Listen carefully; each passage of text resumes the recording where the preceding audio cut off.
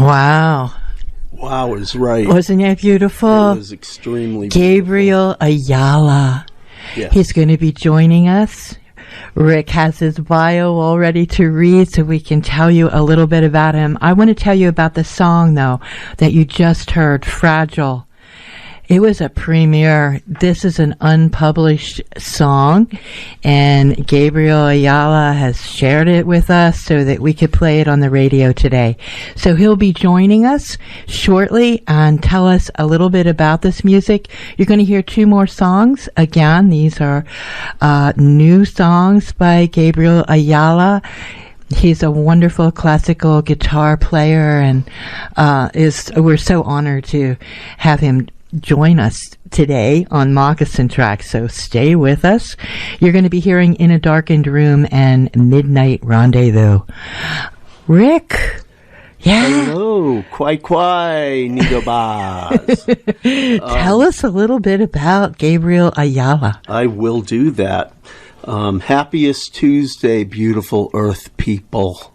We are here in the studio, and as Deb said, that we're going to have our guest at 12:30, Gabriel Ayala, and I'm sure this is going to be a treat for you. A member of the Yaqui people of southern Arizona, guitarist Gabriel Ayala is an accomplished classical musician. He is positioned at the forefront of a new generation of Native American musicians, breaking all Native and non-Native stereotypes with his trailblazing assortment of music genres and accolades. We want to welcome Gabriel Ayala, who is talking to us from Tucson, Arizona. And we've been playing his music. You heard some original songs that have not been published yet. We played In a Darkened Room, Fragile, at Midnight Rendezvous. Thank you for sharing that music with us. Would you want to say a little bit about Fragile? I really love how that speeds up, right at the end. You start, making us want to dance a little bit. How did that music come about? For sure. Well, first of all, I should say, Liosem Chenyawu, and po Gabriel Ayala, and po in Pasco Yaqui Pueblo, po in Tucson, Arizona, po in Liosem Chocotesia.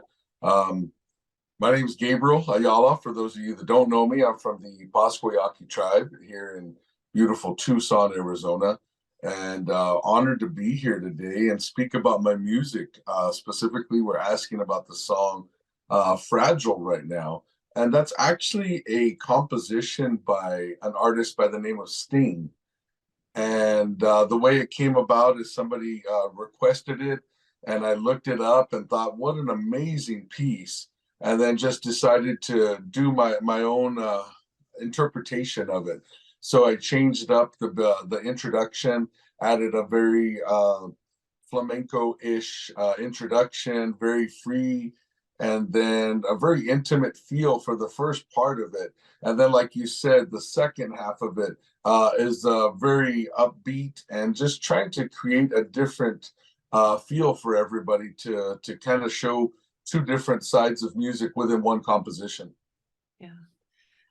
Yeah. Well, it works beautifully, and Thank you. it really put a smile on my face. I put it on that loop that you do to hear it again and again. I appreciate that. Thank you. It was like really fun.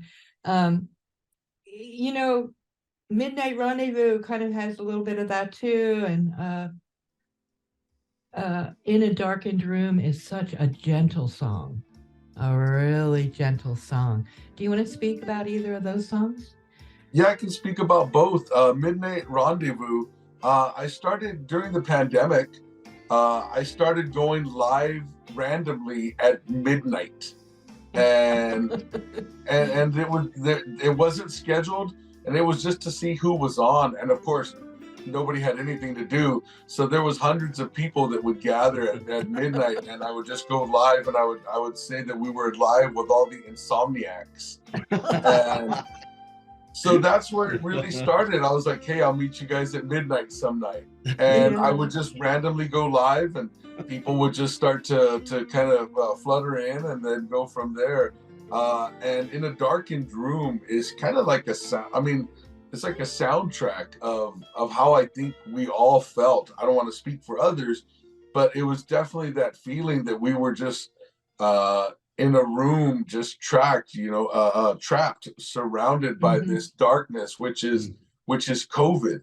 And that's where that composition came from. A very haunting melody with the chords to add to that, support and all that. And that was my hopes. And again, creating a soundtrack to what I was definitely feeling as well. Yeah. Oh, wow. Yeah. Well, we're still coming out of that, and we all have feelings about it. I love though how sometimes your music makes us dance, makes us want to dance, and in that really, relaxed, gentle way. So thank you for sharing your music with us. Of course, it's my honor. Yeah, you are holding a guitar, so I don't want to hold you back, One of you're these feeling bad boys. inspired. My co-host Rick Hunt, who you haven't met before, and Good to meet you. Nice to meet and you. also here is Carolyn. Look, Carolyn, good morning. Well, good morning for me. Good afternoon for you. Yeah. It's really fun to be able to do this like this. So, thank you. You've been playing your music for a long time, and I know you were producing with Canyon Records back when. And so that's kind of cool. And now you have your own label. And Yep, I'm definitely parted from Canyon for creative differences. I wanted to go. I don't want to speak ill about them. All I'll say is that I wanted to go in one direction and they didn't want to follow. So I said, well, I'm going to do this on my own. And I've been helping other indigenous artists to learn the business and learn how to copyright their music and protect themselves. Yeah, that's really cool. And I know you visited a lot of, and you do get around the nation visiting other nations and tribes and share your music, and it's such a beautiful thing. The last time I talked to you was during the Standing Rock, and you were visiting some reserves, First Nation people in Canada, sharing and teaching your music, giving away guitars. And, I just applaud you for that effort because, I think for youth to see a successful musician and learn from a musician is really an inspiration. And so it's so beautiful. And I'll always remember those stories that you shared with us at that time. So tell us a little bit about what you're up to now. Well, speaking about that and the youth, I'm in the midst of starting my foundation right now to where I can actually have a base here in Arizona and Tucson. And I'm going to start teaching again with youth and then start to slowly spread it back out again. So that's definitely something that's on the top of my plate that I'm trying to work on right now. So getting all that done, it's a whole lot of work, but it's so well worth it, I think, in the long run, to showcase youth and their talents. What I've been doing is when I'm playing local concerts, I'll host one of my students during my concert and have them come up and perform for the audiences that I'm performing for, which is a really nice thing because they're, youth, they're like age 11, they're like 13 or 14. And for them to have an audience of, 800 plus is pretty amazing. Yeah.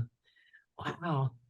An unforgettable experience. And it's great that you give guitars to kids with no strings attached. Actually, there are strings attached. No, sorry, it was right. No, yeah, that's a great joke there. I love it. So the whole thing with that is there are strings attached. If they complete the actual program that I do, it's an 8-week course. If they're able to go up on stage and perform, that guitar is theirs. It stays with them.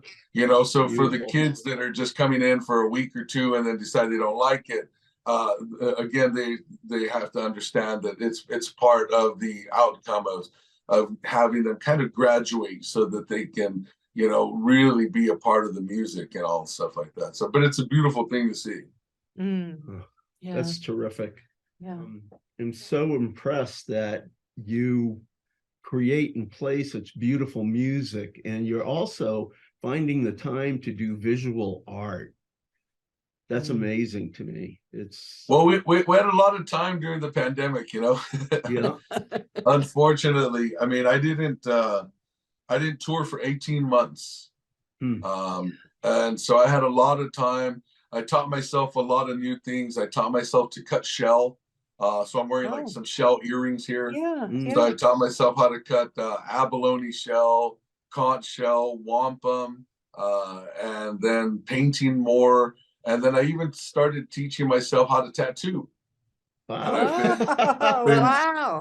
Yeah. I've been doing tattoos for over a year now. I've done over 140 tattoos in 1 year. Oh, wow. So I don't let the grass grow under my feet. Oh, I like to stay busy, or I say creatively engaged, not busy. Yeah. Oh, that's beautiful. That's beautiful. But did you have something in mind with that guitar? Yeah, I mean, they're always never far from me, you know. Uh,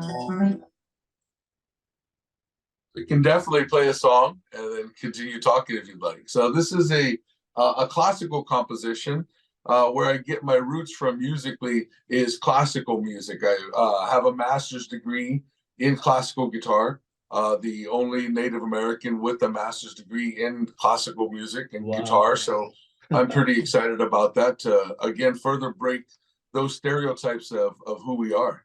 Right. So this is a classical composition entitled Romanza. yeah, you have some traveling that you're going to be doing soon, or you have some traveling plans? I do. I'm in the midst of booking a tour in Switzerland right now. Oh, wow. Huh. Oh, So it'll be my first time in Switzerland. I've only flown through Switzerland before when I was going to perform for the Pope years ago. So it'll be nice to get out of the airport and actually be there and be in the Alps and all that kind of great stuff. yeah, yeah. Yeah, I'm so curious. How do people find out about your music? I mean, somebody in Switzerland finding out about you. How does that happen? You know, I've been very fortunate in my career. When I was younger, I entered a bunch of guitar competitions. And again, fortunately, I lost a lot of them, but I won the important ones, I think. So it would get me publicity, get me on the cover of magazines, get me interviews like this, and people just supporting me. That's really what I feel has helped me is not just myself and my own music. It's those others that are then hear my music and say, man, I want to help this guy out. I want to push his music somehow. And radio like yourself is so important. People don't realize what you really do for the community. And because you're exposing to them and sharing with them different genres of music and different artists. And it's taking me so far. And again, I'm very thankful to everybody that's willing to use their voice so that I can use mine. And that's where it goes. Yeah, You know, I don't currently have an agent. I do everything on my own, and I solicit for concerts just like everybody else, and either they say yay or nay. mm-hmm, mm-hmm. Wow, that's so cool because what you're doing too is paving the way for future musicians to follow you hopefully and in playing music for those audiences that you play for when you're out and about like that. It's so beautiful. When you're traveling, do you miss home? Like how do you stay Always, connected to I home? always miss my desert. uh, you know, but that stage is my home.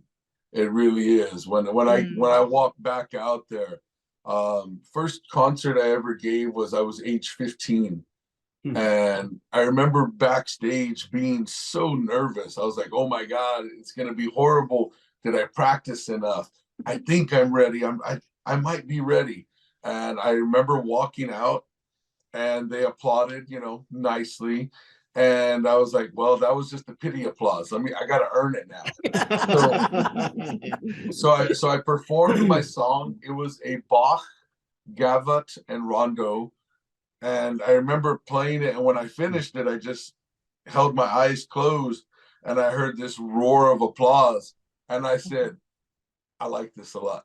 Oh, yeah. and and I stood up and I was so disappointed that I didn't know another song to perform. I was like, that's it. That's my whole repertoire at this point. So if you wanted an encore, I'd have to play the same song. And I just remember walking off thinking I really love to perform and I love to see people's faces while I'm performing. And some people you'll see the emotions that they kind of travel through. Some are sad, some are happy, some are in despair, and I start playing to that person individually of trying to kind of heal them through music. And music is such a beautiful healing, and it's universal. That I don't have to speak anyone's language to really connect with them. All I have to do is just play from my heart and my soul. Mm-hmm. Mm-hmm. Yeah. Yeah. Oh, there's so much feeling that you produce in your music, and you know, we're feeling that, we're going through our own emotions, but the music kind of carries us to a really good place. Gabriel, how were you influenced by classical music in your youth? How old were you when you first started listening to classical A music? great question. So so I was raised by my grandmother, and my grandmother just started randomly getting me different instruments. So I played the sax before the guitar, cello, violin, trumpet, piano. Piano was the last instrument that I played before the guitar. And I got a guitar on my 14th-ish birthday. And I wanted to take music in school, and they actually offered a guitar program, and it was just learning just foundations, just chords, just going through the motions. And then I remember my instructor playing, I'm going to date myself here, a record. You guys don't know what records are anymore out there that are listening. but there were these vinyl things that were like 5 times the size of a CD. They don't know CDs anymore. Man, we're getting old here. Yeah. But my instructor played a classical guitar album, and I was blown away. I was like, what is that? Hopefully you can hear it. Maybe you can't, but it was.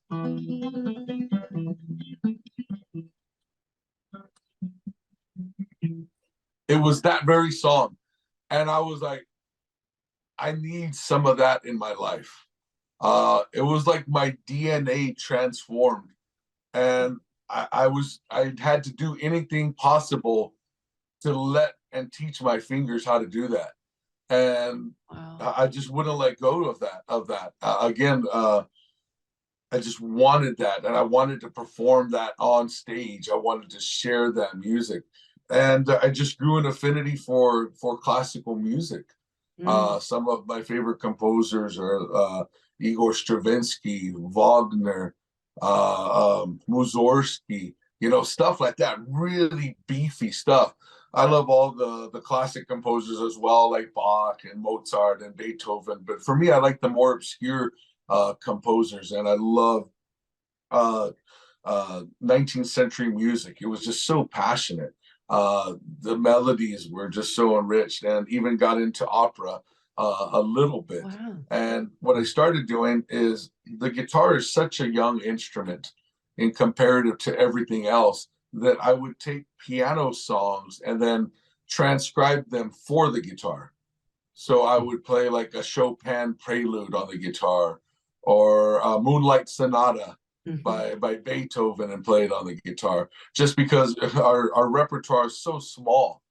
And then until I started doing my own compositions some years ago, and I wanted to fuse jazz and flamenco, and I called it Jazzmenco, and it's such a fun thing.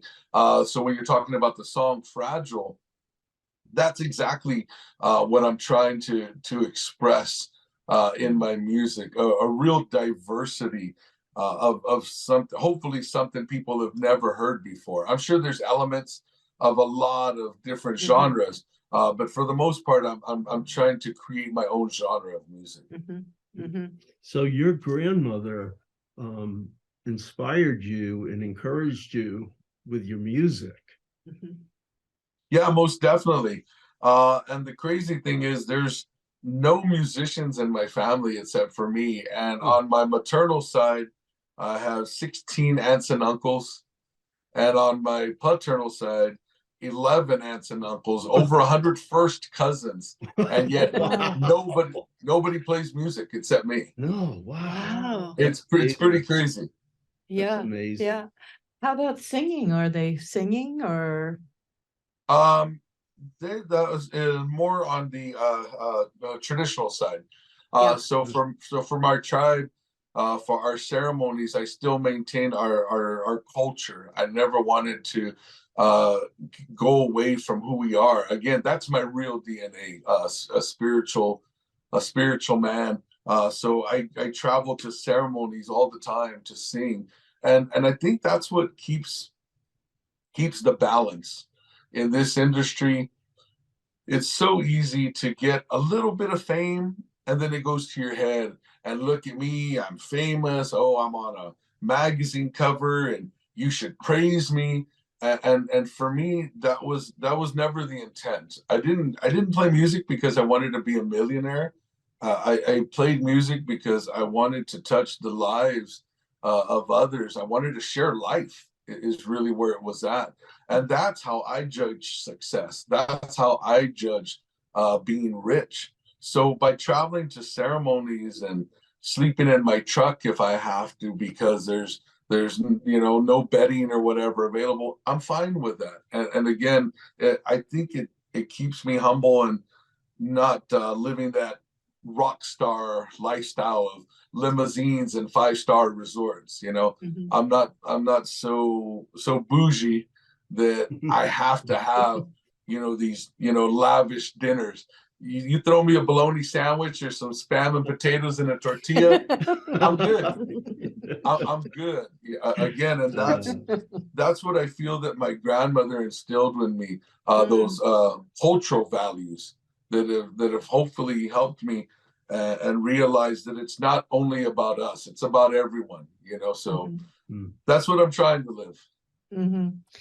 Well, you share that in your bio of, you know, to love our children, respect women, and honor elders, and you say that again and again, and it's really beautiful that you walk the path you do. It's really, really wonderful to see. And your music and your lifestyle are both inspirational. mm-hmm. I appreciate that. Thank you. It's humbling to do interviews. It's almost embarrassing at points, Mm-hmm. to hear people, saying you did this, and you're like, yeah, but I'm just a guy, man. I'm just some guy that I just play guitar. That's simple, no ego attached. I know, like when I'm doing a concert, they'll do the introductions and they're like the winner of so and so, and he's played for so and he's played this, and I'm like, just let me play the guitar. People can Google me later. They can find out my bios. Right. Like I said, it almost gets embarrassing of like, don't do it, because that's so not in our culture to boast about ourselves and again kind of praise ourselves of how great we think we are. Again, that's something that I've never tried to do. I accept it. That's what I've done in my career, but there's more to me in what I do than just a couple of awards and whatnot. Like we talked about the real work of working with children, trying to inspire them, not as a role model, but as somebody that's trying to show them that it's attainable.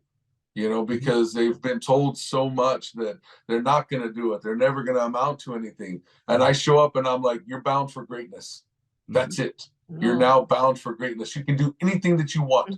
I was like, if I can be a classically trained musician and travel the world, then you can be a doctor. You can be a race car driver. You can be whatever you want, film producer. And we're breaking those stereotypes as Indigenous people. And it's so great to see. And I support all fields of Indigenous people that are out there trying to use their voice. Yeah. I get that, and at the same time, though, it's really wonderful to point out your success because there has been so many.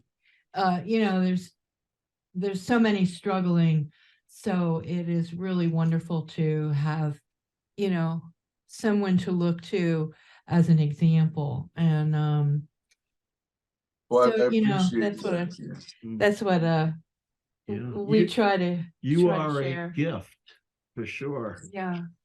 And it's Well, a traditional lifestyle, but also, you're a modern man, and you haven't let go of those traditional values and those ceremonies and that the rituals and the things that keep you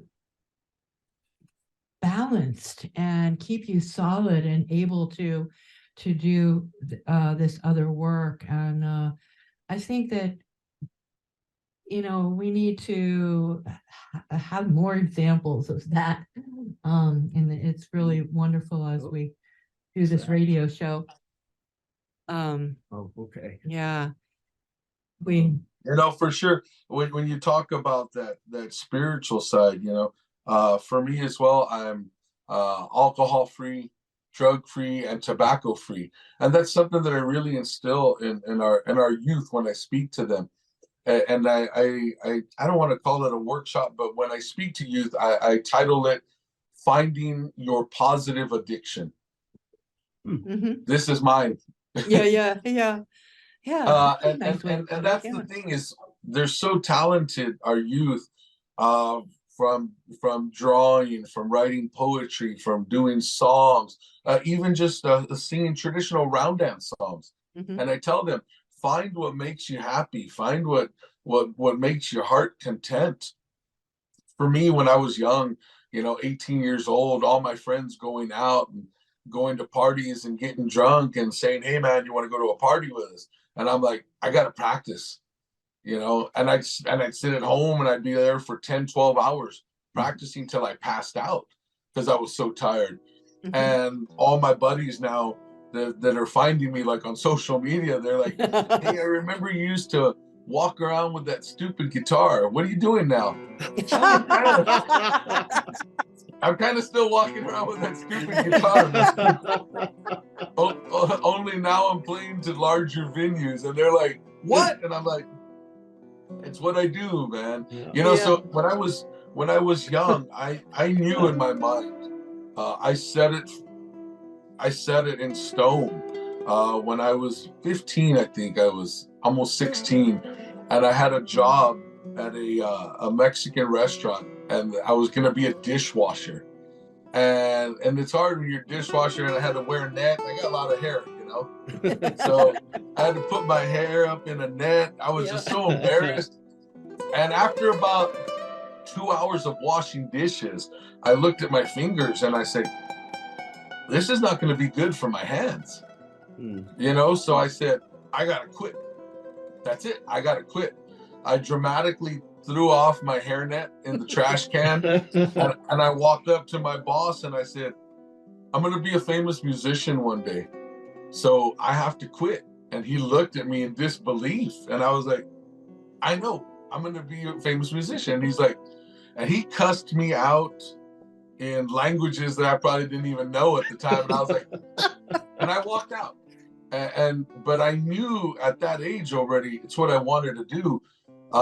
4 years later, I released my first CD, and I mailed him a copy. Oh, great. Yeah. It was a moral victory. He never paid me for those 2 hours of work or the CD, but in my mind, I knew at an early age, this is what I wanted to do, and I was just hoping that the creator would allow me to do this for the rest of my life. Mm-hmm. And here, many years later, many years later, I'm still doing that. Again, I'm still that kid with a guitar, just sharing music and just never wanting the concert to end. Mm-hmm. Well, it's good you didn't fret about it. Sorry, I apologize. I'm incorrigible. No. Oh, that's great. Wow. Have you had mentors that are still with you today? I mean, I've been fortunate that there are people that are positive influence, of course, from uncles to aunties and whatnot. My grandmother was my biggest influence. She was the one that gave me this this way of life. I feel I like to think that I'm a mirror image of her. She was the most beautiful soul I'd ever known on this planet, and I try to honor her as much as possible because she gave me the last years of her life for the first years of mine.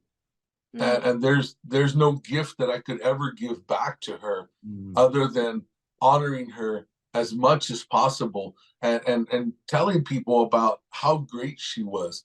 I mean, she taught me to sew, she taught me to cook, she taught me to clean. She instilled values of just because you're a man, it doesn't mean you can't clean. It's not a woman's job. It's a person's job to clean. It's a person's job to cook. I mean, she was teaching me how to sew quilts when I was, 6, 7 years old, to where now I design clothing and I push that out as well as something else that I do. So yeah, she gave me so much, and she was my biggest influence for sure. But there's been others, just countless of people that want to see me succeed in anything and everything that I do, regardless if it's music, tattooing, or just life in general. They just want to see me succeed. And again, I'm very blessed, very thankful for that people do that. I mean, look at yourself, here we are speaking, you're reaching out and you're helping me to spread these words out to people. Again, you're a positive influence. And again, I've been very blessed in my life for those people, and I thank them every day. Yeah, that's the best we can be, is helping each other and being kind and doing this work, So we just have a couple minutes. Gabriel Ayala, it's just been an honor to talk to you. Thank you, from my heart that we've been able to have these moments here together. Of course. Is there anything in closing that you'd like our listeners to take away from this conversation today? Well, to the youth that are out there, I would say persevere. It's the most important word in any language that I've ever spoken. Perseverance, never giving up on yourself. There's many times that I should have quit when I was sleeping in my truck while I was going to college, or if I was washing my hair in the sink at a truck stop because I had a concert later that night. I mean, it's hard at times, but the outcome is beautiful. Again, I've learned those struggles early so that I can appreciate everything, that's given to me. I tell people I expect nothing, but I'll accept everything, and Creator will provide. I believe that. I think I'm an example of that. I've been through a lot. We all have. But the pandemic crushed our industry, and I'm still here. And it was through prayer that kept me going. Every morning I'd wake up and I was like, at least I have my breath. I may not have this, I may not have money to pay for anything, but I have this breath. And that's more important than anything in this world. And again, people were supportive. I just tell people again, persevere in whatever you want to do. Really live that life and just go for it. And as I always say, love your children, honor your elders, and respect your women. Thank you. Thank you for your words today and for sharing your music with us. Of course, Choco Tessa, thank you. I just want to thank you, Gabriel, for being on our show today. It's been a real pleasure and an honor. Really, the honor's mine. Thank really you. have enjoyed listening to you today. Yeah. Well, hopefully I'll be in your area sometime and we can sit down and have a cup of coffee. That would be great. That would be fantastic. That'd be great. All right. You be well. Have a wonderful day and enjoy being there in Tucson, Arizona. You know it. Thanks again so much for your time. All right. Thank you. All right. Bye now. Bye-bye.